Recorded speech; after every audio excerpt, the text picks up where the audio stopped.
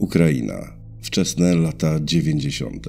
Zima wciąż trzyma kraj w żelaznym uścisku, a w małych wioskach światło lamp naftowych jest jedynym, co rozprasza mrok. Za oknami cisza. Tylko wiatr porusza gałęziami, a gdzieś daleko na drodze prowadzącej przez las słychać pojedyncze kroki. W tamtej chwili jeszcze nikt nie wiedział, że właśnie zaczyna się coś, co później nazwano największą falą terroru w historii Ukrainy. Mężczyzna idzie powoli. W rękach trzyma strzelbę. Nie biegnie, nie szuka przypadkowej ofiary. On wie, dokąd zmierza. Jego twarz nie zdradza emocji. Na ramieniu torba, w środku naboje, latarka i kilka drobiazgów. Niedługo potem w jednym z domów zapłonęło światło. Potem wystrzał i cisza. Następnego dnia sąsiedzi znaleźli zamordowaną rodzinę. 4 ciała. Ojciec zastrzelony przy drzwiach. Matka przy piecu. Dzieci w łóżkach. Tak zaczęła się historia człowieka, którego później okrzyknięto bestią z Ukrainy. Człowieka, który przez miesiące przemierzał kraj, zostawiając za sobą spalone domy i śmierć. Anatolij Onoprienko. Człowiek bez przeszłości, bez empatii, bez cienia litości. Dla jednych potwór, dla innych mroczne dzieło systemu, w którym nikt nie kochał, nikt nie słuchał i nikt nie nauczył, czym jest współczucie. W ciągu 2 lat zamordował ponad 50 osób. Rodziny, małżeństwa, dzieci. Wchodził nocą do ich domów. Strzelał bez słowa, a potem podpalał to, co zostało. Nie szukał pieniędzy, nie gwałcił. On po prostu czyścił świat. Tak to nazywał. Dziś jego imię wciąż budzi niepokój. Nie dlatego, że był potworem, ale dlatego, że był człowiekiem. A jego chłód, jego obojętność przypomina, że zło czasem rodzi się nie z nienawiści, ale z pustki. Anatolij przyszedł na świat w 1959 roku, w małej wsi w obwodzie żytomierskim. Matka zmarła, gdy miał 4 lata. Ojciec, prosty, surowy człowiek, nie potrafił sobie poradzić. Oddał chłopca do domu dziecka. Nie by zapewnić mu lepsze życie, ale raczej po to, by o nim zapomnieć. Za murami sowieckiego sierocińca Anatolij nauczył się 2 rzeczy. Że uczucia to słabość, a przetrwanie wymaga obojętności. Były zimne posiłki, chłód, dyscyplina, krzyk i karcer. Dzieci w tym przybytku stawały się dorosłe wcześnie. Kiedy miał 16 lat, opuścił sierociniec. Nie miał rodziny, domu ani planów. Nie pił, nie szukał towarzystwa. Był sam. Ta alienacja spowodowała, że w pewnym momencie zaczął słyszeć głosy. To właśnie te tajemnicze głosy obwieściły mu, że ma misję, że jest wybrany, by przywrócić porządek. W życiu wielu szaleńców zawsze przychodzi moment przekroczenia granicy. Wtedy nie ma już odwrotu. Dla Anatolija Onoprienki ten moment nadszedł w 1989 roku. Miał 30 lat. Bez pracy, bez rodziny i bez celu. Wędrował po kraju, spał w stodołach, opuszczonych domach, w wagonach towarowych. W jego głowie dojrzewała myśl, że świat jest zły i że ludzie są winni jego samotności, że on jest narzędziem, które ma ten świat oczyścić. Był zimowy wieczór. Dom położony na uboczu. Światło w jednym z okien. Ojciec, matka i 2 synów. Nie znali Onoprienki. Wszedł bez słowa. Strzelał do wszystkich po kolei. Nie krzyczał, nie biegał i nie drżała mu ręka. Po wszystkim zabrał drobiazgi. Zegarek, trochę pieniędzy. Następnie podpalił dom. Stał spokojnie i delektował się widokiem ognia. Niczym reżyser oglądający swoje dzieło. Pierwszy raz poczuł coś, co wielu później nazywało jego boską euforią. Gdy kilka dni później w gazetach napisano o tajemniczym mordercy, uśmiechnął się. Wreszcie poczuł, że istnieje. 6 lat. Tyle minęło od jego pierwszego morderstwa. 6 lat ciszy. Rok 1995. Po rozpadzie ZSRR Ukraina była pogrążona w chaosie. Bieda, korupcja, przestępczość. Idealne warunki dla człowieka, który chciał zniknąć w tłumie i rozpocząć nową misję. Jego metoda była prosta, ale wręcz doskonała. Wędrował od wsi do wsi, od miasta do miasta. Wybierał domy na uboczu i nocą wchodził dziarsko do środka, a potem robił swoje. Rodzina po rodzinie, matki, ojcowie, dzieci. Nie rozmawiał, nie ostrzegał, nie zadawał pytań. Jeden strzał, potem drugi, trzeci, czwarty. Po wszystkim podpalał dom i załatwione. W ciągu zaledwie 6 miesięcy zabił ponad 50 osób. Całe rodziny, od niemowlęcia po dziadka. Policja była bezradna, a w prasie zaczęto pisać o człowieku duchu. Ludzie mówili o demonie, o zdesperowanym byłym wojskowym, o psychopacie z lasu. Miasteczka i wioski były sparaliżowane strachem. Ludzie spali z karabinami, psy wyły w nocy, dzieci bały się zasnąć. Nikt nie wiedział, kto będzie następny. A Onopienko działał jak maszyna, bez emocji. Czasem zostawał w okolicy, patrząc z oddali, jak policja przeszukuje zgliszcza. Mówił później, że lubił to uczucie, tę świadomość, że jest niewidzialny. Nie był seryjnym mordercą w klasycznym sensie. Nie szukał przyjemności, nie kolekcjonował pamiątek. Działał jak egzekutor. Jakby zabijał z przekonania, że czyni to, co słuszne. Że świat, w którym się urodził, trzeba oczyścić. Do zera. W listach, które później znaleziono, pisał: Bóg dał mi prawo odbierać życie tym, którzy go nie szanują. Podczas przesłuchania powiedział: nie czułem nic, ani żalu, ani gniewu, ani radości. Jego działanie nie było impulsywne. Każdy ruch miał sens, cel i logikę. Dom musiał być na uboczu. 0 psów, samochód na podjeździe, znak, że wszyscy są w środku. Potem wystarczyło poczekać, aż się ściemni. Strzał. Ojciec. Potem w matkę. Nigdy odwrotnie. Zawsze najpierw mężczyzna, żeby nie zdążył sięgnąć po broń. Potem kobieta, a na końcu dzieci. W jego notatniku śledczy znaleźli zdanie napisane dużymi literami. Ja nie zabijam, ja sprzątam. Dla Onoprienki ludzie nie byli ofiarami. Byli błędami w systemie, które trzeba było skasować. Z początku nikt nie chciał wierzyć, że to dzieło jednego człowieka. Kiedy znaleziono pierwsze zgliszcza, dom, w którym zginęła 4-osobowa rodzina, policja mówiła o rabunku, o porachunkach, o zwykłym napadzie. No ale potem był drugi dom, 3. i 4. Wieść rozchodziła się szybko. Na wsi mówiono o duchu, o człowieku, który przychodzi nocą, zabija wszystkich i znika jak cień. Zaczęto go nazywać upiorem z Żytomierza, terminatorem, bestią. Całe rodziny spały w ubraniach, gotowe uciekać, gdy tylko zaszczeka pies. Niektórzy czuwali z karabinami na kolanach.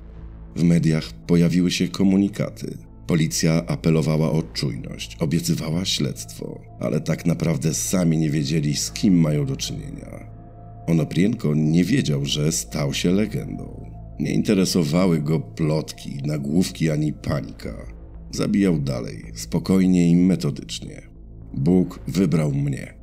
Podczas przesłuchań mówił o tym z powagą, jak ksiądz podczas kazania. Nie drżał mu głos, nie szukał słów. Wspominał o znakach z nieba, snach, w których słyszał polecenia. Twierdził, że otrzymał misję oczyszczenia ziemi z grzeszników. Wierzył, że świat pogrążył się w zepsuciu, że ludzie odeszli od Boga, że to on, człowiek odrzucony i zapomniany przez wszystkich, został wybrany, by przywrócić równowagę. Nie jestem mordercą, jestem narzędziem. Ludzie, których zabijam, to ci, których Bóg odrzucił. Ja tylko wykonuję rozkazy, oznajmił Onoprienko, zeznając w 1996 roku. Śledczy nie wiedzieli, jak to zinterpretować. Czy naprawdę słyszał głosy? Czy to tylko wyrachowana gra psychopaty? Psychiatrzy, którzy go badali, byli zgodni. Nie był szalony, nie miał halucynacji, nie cierpiał na schizofrenię. To, co mówił, było w pełni świadome, przemyślane i spójne. Kiedy opowiadał o swoich zbrodniach, mówił o nich jako misjach. Każda rodzina to operacja, każdy dom punkt, każda śmierć znak, że plan działa. W jego umyśle powstała alternatywna rzeczywistość, w której zabijanie było formą modlitwy, a ogień, który po sobie zostawiał, oczyszczeniem grzesznej ziemi. Wiosna 1996 roku. Na Ukrainie strach stawał się codziennością. Kiedy zachodziło słońce, ludzie zaczynali codzienny rytuał. Zamykali drzwi na zasuwy, ładowali broń, gasili światła i modlili się, by ta noc nie była ich ostatnią. Komisarz Iwan Poddubny z Wydziału Kryminalnego w Kijowie wspominał później. To było jak polowanie na ducha. Zawsze byliśmy o krok spóźnieni. On przychodził, zabijał i znikał. Zbrodnie wyznaczały krwawy szlak ciągnący się przez całą Ukrainę, od Żytomierza po Lwów. W końcu policja zaczęła łączyć fakty. Zrozumieli, że to nie jest seria przypadkowych wydarzeń, że za wszystkim stoi ten sam człowiek. Śledczy zaczęli nanosić miejsca zbrodni na mapę. Zaznaczali szpilkami, tworząc wzór. Linia wiodła przez małe miasteczka, przez wsie i drogi. Jakby ktoś kreślił trasę krzyża. Wszystko wskazywało na jedno. Sprawca cały czas jest w ruchu. Zapewne nie ma domu, nie ma pracy i nie ma dokąd wrócić. W marcu 1996 roku patrol w obwodzie żytomierskim zatrzymał mężczyznę, który szedł polną drogą z dużym plecakiem. Nie wyglądał podejrzanie. Cichy, uprzejmy, z dokumentami w kieszeni. Policjant zapytał go, co ma w torbie. Odpowiedział, trochę rzeczy, nic ciekawego. Ale w jego spojrzeniu było coś, co sprawiło, że funkcjonariusz postanowił przeszukać torbę. W środku była broń, zdjęcia rodzin, dokumenty, zegarki i biżuteria. Już na komisariacie zapytano go o nazwisko. Anatolij Jurijowicz Onoprienko. Kiedy śledczy dokładnie przeszukali jego rzeczy, znaleźli notatnik. Gruby, z pożółkłymi stronami. W środku daty, miejscowości i liczby. Każda liczba oznaczała ludzi, których zabił. Niektórzy z policjantów aż wyszli z pokoju przesłuchań, by ochłonąć. Przez kilka pierwszych godzin przesłuchania milczał. Siedział spokojnie, z rękami na kolanach. I w końcu bez emocji zapytał, ile mam powiedzieć? Wszystko? I zaczął. O krwawych nocach, o ogniu, o domach, które płonęły. O dzieciach, które spały, zanim je zastrzelił. O tym, że Bóg dawał mu siłę, by skończyć to, co zaczął. W raporcie z zatrzymania zapisano: nie wykazywał emocji. I może to właśnie było najbardziej przerażające w całej tej historii. Kijów, 1999 rok. Przed sądem za chwilę stanie człowiek, który przez 4 lata trzymał Ukrainę w stanie paraliżu. Anatolij Onoprienko, bestia z Ukrainy. W pierwszych rzędach rodziny ofiar.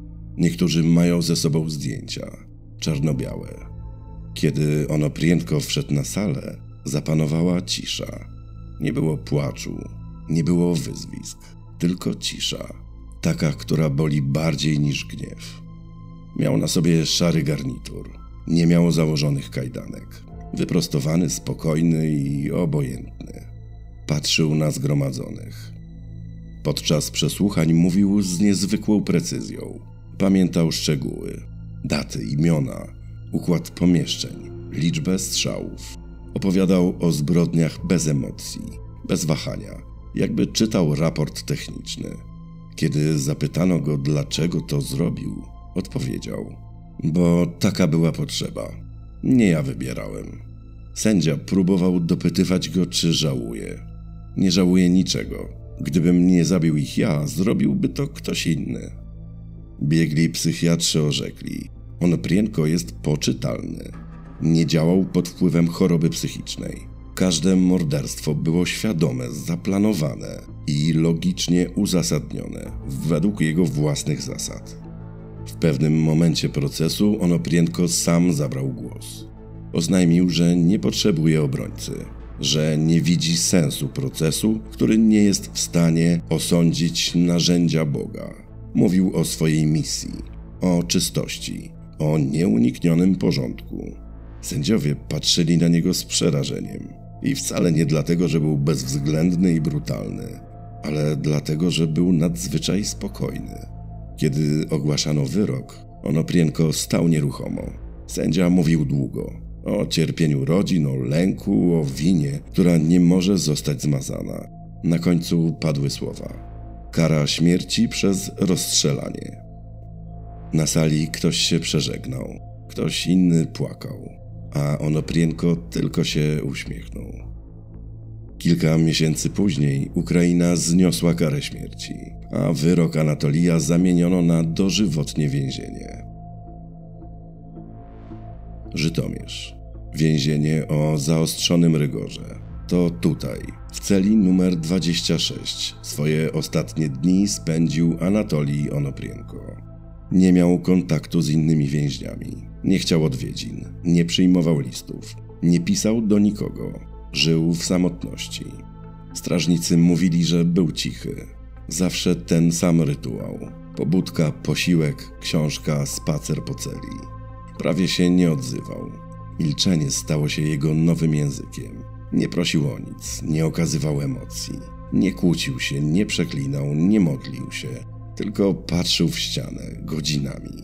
Nigdy też nie poprosił o rozmowę z duchownym. Twierdził, że jego Bóg już wszystko wie.